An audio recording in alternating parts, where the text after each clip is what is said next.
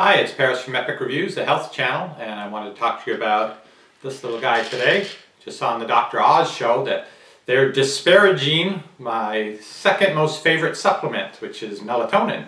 And I've done some more research on this since seeing the show to see whether that sleep doctor guy they had on the show, his view is the general consensus that you really should be taking very low doses of melatonin, or really you shouldn't take any at all, that it's really bad to be taking it if you don't absolutely need it.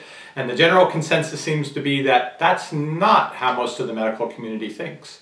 I've read some articles at the University of Maryland Medical Center and also at the Mayo Clinic online, and they do agree that you should take the lowest dose of melatonin that works for you, but they don't say anything about you should only be taking 0.5 milligram, and 1 milligram is the absolute limit. You certainly shouldn't be taking more than that. They actually recommend on the University of Maryland site for adults, they recommend starting out with 1 to 3 milligrams 1 hour before bedtime. If after a few weeks you're not having the desired effect, you can go up to 5 or 6 milligrams 1 hour before bedtime. So it's not so terrible, according to some other medical sources. Also, the Mayo Clinic listed as not having, being generally safe. You can, if you, some people are particularly sensitive to it, and so they get vivid nightmares, or it can make them groggy. But so long as you stay within reasonable amounts of melatonin and you don't have a particular susceptibility to it, it certainly helps with the sleep. And really that's why people use it. It's not like there was an infomercial for stuff and, you know, buy now and you'll be sleeping greater. People use it because it works. And so they talk to the people in the show, and the people are upset that they've been lied to. But really the dosing on most containers of melatonin is, I've shopped for them a number of times. I've taken this for a few years now. Generally it's 3 milligrams up to 5, maybe 6 milligrams. I don't think I've ever seen a single tablet that contains more than that.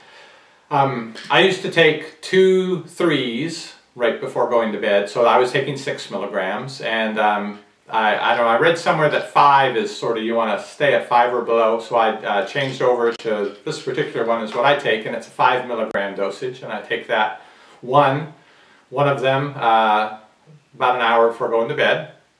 And this is Natrol brand. I've tried a number of brands, so I'm not really particular with, I don't have a real favorite with which one, whichever one's on sale. For this, other medications, well, other supplements, I am brand loyal and I don't want to mess around, but with the melatonin I haven't found that it's mattered which company makes it. If it's really super cheap, I'd be a little suspicious, but if it's in the usual price range, then I wouldn't worry too much. So, got 5 milligram dose here, and I agree you shouldn't take any more than you really need. And so I'm considering this one getting low on this bottle, that when I go to replace it, maybe I'll get to 3 milligram, and I'll see if that works for me. If not, then I'll go back up to 5. I'm not going to sweat it particularly. In my case, I attribute the fact that it works for me both to age, the fact that as you get older you produce less melatonin. In fact, children produce the most melatonin of all, and basically as you get older you have less. And look at the sleeping patterns and habits of people of different, look at kids. I mean, they just zonk out on the bed, laying with the arms all open and not a care in the world kind of sleep. Well, probably because they don't have a care in the world.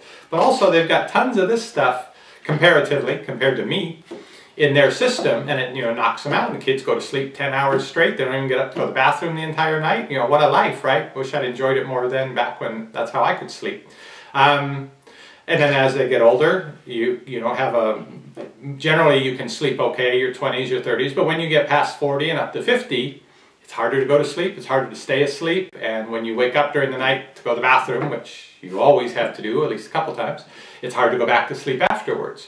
Now, I think the mistake that woman on the Dr. Oz show made was she would take a couple of these before going to bed, and then she would take another one at 2 a.m.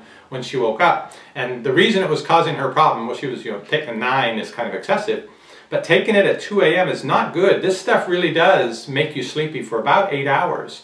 And so you need to take it when you have enough time to get sleep. If you're taking a second dose at 2 a.m. to put you back to sleep, and then you're getting up at 6 a.m., well, of course you're going to be groggy and foggy until sometime before lunch when the stuff's finally worn out of your system, and then you'll go back to being fully awake. So I think she was making her own problem with how she takes some melatonin, and it tells you on the bottle to take it before you go to sleep, not to take it in the middle of the night. It's not to help you get back to sleep.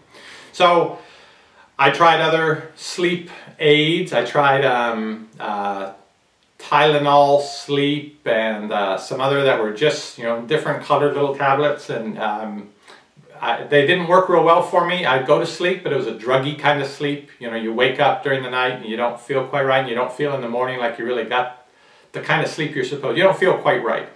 I'm not much for drinking, and I would have wine or a beer, kind of a lemonade beer, something like that before going to bed. And it would help to knock me out, but again, it's that druggy feeling.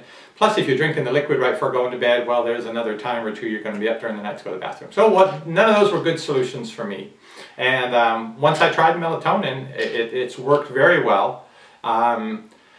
I don't know, I could possibly go off of it and I'd still be sleeping fine, but it's one of those things, and I admit there's probably some emotional dependence on it because it helped me to sleep well, and so I continue taking it because I expect that I need to take it to sleep well. But I'm going to try the lower dose. I'm going to go down to 3 milligrams and see. I don't know that I've seen 1 milligram tablets, but if I would do fine on 3, I may go down to a lower dose, but I'm not going to sweat being on the 5 milligrams that I'm on now if that's what it takes. There's so many health benefits from getting a good night's sleep that I think you have to balance that out.